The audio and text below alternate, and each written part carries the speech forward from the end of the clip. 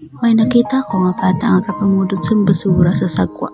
Gipasulod ko sa anay sa among balay para makainom sa sang tubig. Makita mo kita tsuraya nga uhaw-uhaw na sa kagutom-gutom.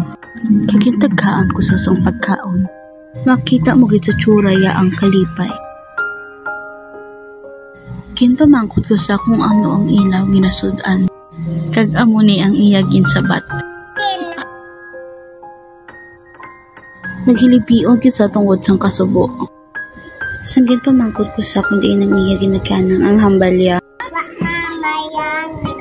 Kaginagi sa kadlaw ang iya nga sitwasyon. Ginpamangkot ko kung may balay sila ang hambalya. Kagagtulo gid ang iya nga luha. Anti siya maglakad, kitagaan ko siya anay kwarta pang pamasahiya. Nagpasalamat siya sang madamo kag nagpuli na nga malipayon. Pero may tikit tandaan nga akabuhi, may pure tikit kabudlay muna dapat maghimakas kita.